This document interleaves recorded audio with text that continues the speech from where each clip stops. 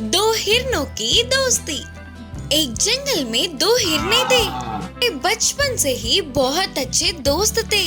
वे दोनों कहीं भी एक साथ ही जाते थे और एक साथ ही खाने के लिए आहार कमाकर मिल बांट कर खाते थे और उनकी भूख मिटने के बाद पूरे जंगल में खुशी से उछलते थे। एक बार ऐसे ही आराम से रहने वाले हिरनों के पास हवा में उड़ते हुए आने वाले कौवे ने चिल्लाया, भागो भागो, शिकारी यहीं पर आ रहा है, तुरंत भागो यहाँ से। उस कौवे की बातों को सुनते ही दो हिरने एक क्षण की भी देरी ना करते हुए उधर से भागने लगे। बहुत दूर आने के बाद उन्हें पता चला कि वे रास्ता भटक गए। भाग भाग कर थक गए होंगे ना, तो उन्हें बहुत तेज की प्यास लगी, लेकिन कहीं पर भी पानी नहीं दिखा। पानी की खोज में और थोड़ी दूर गए।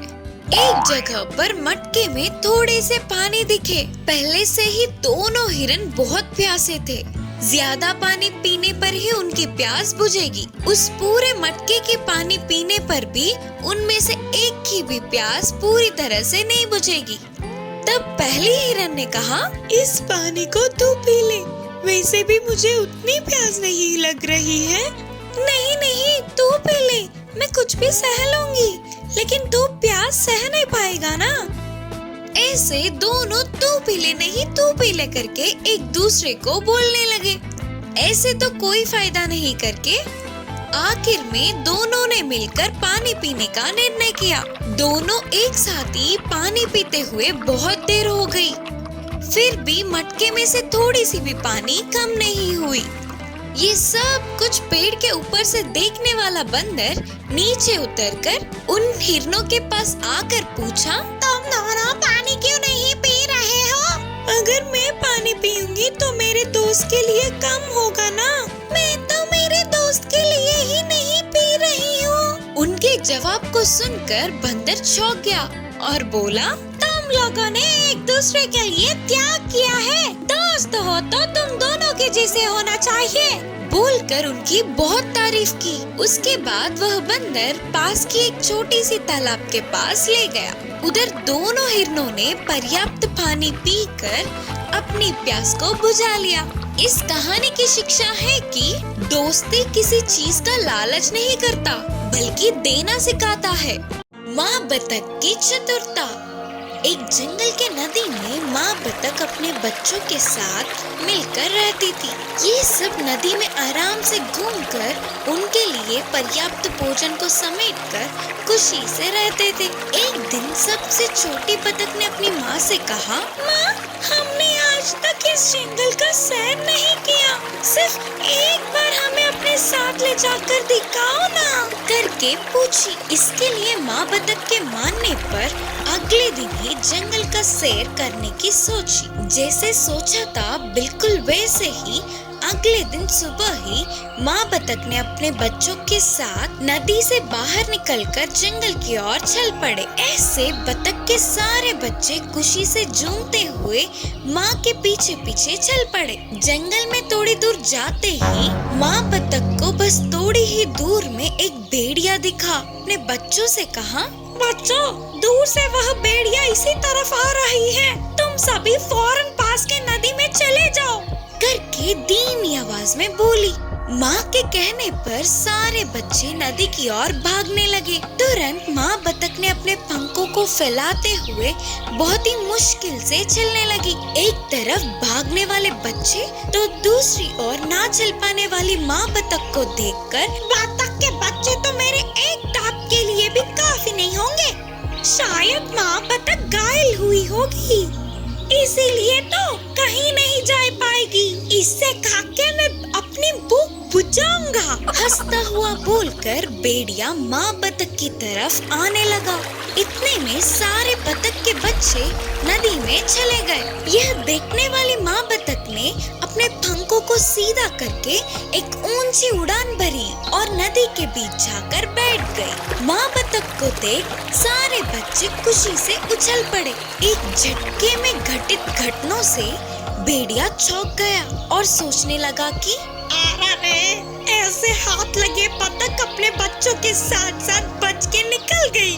सोच के अपने आप को कोसता हुआ उदास होकर उधर से चला गया भेड़िया।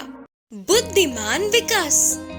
एक गांव में अनुषा और विजय नाम के दोनों पति पत्नी थे। वे दोनों ने अच्छे से पढ़ा। उनके विकास और निकास नाम के दोनों बेटे थे। विकास 8 साल का था तो निकास 3 साल का था। उन दोनों में विकास बुद्धिमान था। वह अपनी माँ की हर बात को अच्छे से सुनकर उसका गहरा विचार करके सवाल पूछता हुआ अपने डाउट्स को क्लियर करता था। ऐसे विकास जितना बुद्धिमान था उतना ही शैतान भी था। अपने छोटे भाई निकास को हमेशा रुलाता था। एक दिन विकास स्कूल से वापस आकर बोला, माँ, मुझे पैसे दो ना, मैं कुछ खरीदूंगा। तब उसकी माँ ने विकास को 10 रुपए देकर कहा, ये लो 10 रुपए, छोटू और तू शॉप जाके कुछ खरीद लो। फिर दोनों भाई शॉप जाते हैं। आंटी, मेरे छोटे भाई के लिए एक चिक्की और मेरे लिए एक बिस्किट पैकेट दो। तब शॉप आंटी ने विकास के मांगी हुई सारी चीजें देखकर हाथ में 4 रुपए दिए। अरे, और 4 रुपए बच गए, मैं इनसे और क्या खरीदूं? आंटी, इन 4 रुपयों से 2 मिठाई दे दो करके बोलकर उन्हें लेकर बाहर आके, छोटू तू ना चिक्की खा। ठीक है भैया, बोलकर निकास उस चिक्की को धीमे धीमे चाटते हुए थोड़ा थोड़ा चबाकर खा रहा था। ये सब उनकी माँ घर से देख रही थी। ऐसे निकास की चिक्की कितनी देर खाने पर भी खत्म ही नहीं होती। इतने में विकास बिस्किट पैकेट के सारे बिस्किट्स खा लेता और मिठाई भी एक खाकर बस दूसरा खाने ही वाला था। ये क्या विकास, अपने छोटे भाई को 1 रुपया दिलाकर तूने सारे रुपए खरीद लिए? ये गलत बात है ना? माँ, छोटू को ब्लड नहीं है करके डॉक्टर ने कहा था ना, और चिक्की खाने से तो ब्लड आता है, इसीलिए छोटू को मैंने चिक्की दिलाया। बोलकर विकास ने अपनी बुद्धि से जवाब दिया। विकास के इस जवाब से उसकी माँ को पहले गुस्सा आने पर भी मन में विकास को पाठ पढ़ाना ही होगा करके निर्णय किया। एक दिन अनुषा गुड़ की मिठाई बना रही थी। तब उस स्वादिष्ट खुशबू को पहचानने वाले विकास और निकास, माँ मुझे दो, मुझे दो, माँ मुझे दो मिठाई, माँ मुझे दो मिठाई। रुको रुको, गरम है, हॉल में जाकर बैठो, मैं प्लेट में डालकर लाती हूँ। चलो रे छोटू, हम जाकर बैठते हैं, माँ ले आएंगी ना हमारे लिए करके बोलकर अपने छोटे भाई को लेकर हॉल में बैठे इंतजार कर रहे थे। थोड़ी देर बाद उनकी माँ दोनों प्लेटों में मिठाइयाँ रखकर लाई। तो विकास अपने आप को रोक न पाते हुए विकास अपने प्लेट को लेकर देखा तो उसके प्लेट में बस एक ही मिठाई थी। वही उसके छोटू का प्लेट मिठाइयों से भरा था। माँ! यह देख विकास गुस्से से अपनी माँ से कहा, क्या हुआ मेरे बच्चे? फिर विकास ने गुस्से से कहा, माँ क्यों आपने छोटू को इतने सारे मिठाई दिए और मुझे बस एक ही दिया?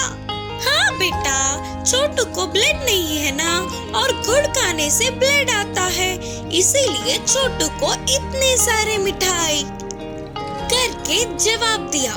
तब विकास को अपनी गलती का एहसास हुआ और विकास अपने मन ही मन सोच रहा था कि अरे रे, अगर मैं छोटू को एक बराबर दिलाता तो मुझे भी मिठाई उसके बराबर मिलती।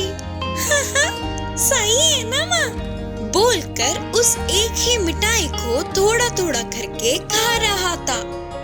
इस कहानी की सीख है कि हम अपने सामने वालों को एक बराबर समझेंगे तो हमें भी बराबर का हक मिलेगा। जादुई हथौड़ा। रामापुर नाम के गांव में चंद्रैया नाम का बड़ाई था। वह बहुत ही गरीब था। तरह तरह के वस्तुएं, घर की चीजें तैयार करके उन्हें बेच के कमाए हुए धन से अपने परिवार को चलाता था। एक दिन काम से बाजू के गांव जंगल के रास्ते जाने वाले चंद्रैया को जाल में फंसा एक हाथी दिखा। राहदार, जल्दी इस जाल से मुझे छुड़ाओ, नहीं तो शिकारी आकर मुझे बंदी बनाकर ले जाएगा, बोलकर गिड़गिड़ा रहा था हाथी। हाथी के दुख को देख चंद्रैया हिल गया। तुरंत जाकर उसे जाल से छुड़ा लिया। फिर उस हाथी के पास एक हथौड़ा प्रत्यक्ष हुआ। राहदार, मैं एक जादुई हाथी हूँ। तुम्हारी अच्छाई और तुम्हारी मदद से प्रसन्न होकर मैं तुझे इस जादुई हथौड़े को दे रही हूँ। इससे तेरे काम में यह बहुत काम आएगी और साथ ही तेरा सिद्धि भी होगा, बोलकर वो देख के चली गई हाथी। उस जादुई हथौड़े को घर लाने वाला चंद्रैया उससे अपने खेती का काम और घर के चीजों की तैयारी में उपयोग किया। इससे पहले 1 महीने में तैयार करने वाले चीजों को अब उस जादुई हथौड़ा बस एक ही दिन में और ज्यादा सुंदर बनाने लगा। उसके व्यापार में बहुत तरक्की होने लगी। आसपास के गांव के लोग भी चंद्रैया के पास ही आकर अपने पसंद की चीजें खरीद रहे थे। इससे हाथी के दिए हुए जादुई हथौड़े से चंद्रैया को अच्छी कमाई हो रही थी।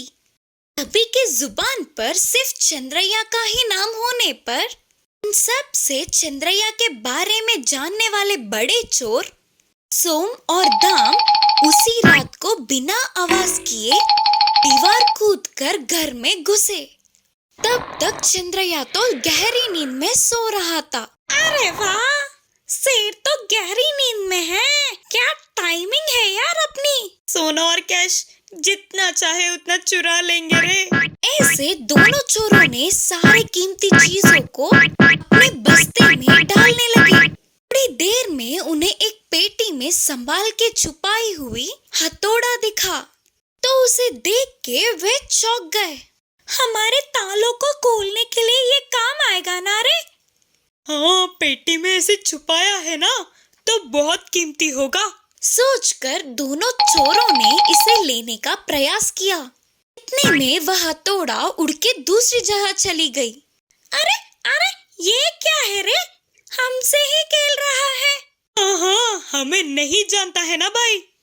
फिर दोनों ने उस हथौड़े को पकड़ने की कोशिश की। बाप रे बाप, ये तो कोई साधारण हथौड़ा नहीं है, ये तो जादुई हथौड़ा है रे, भागो। हाँ भाई, आपने सही कहा, चलो यहाँ से भाग जाएंगे। दोनों चोर सोम और दाम चुराए हुए सामान को वहीं छोड़कर अपने प्राणों को बचाने के लिए भागने लगे।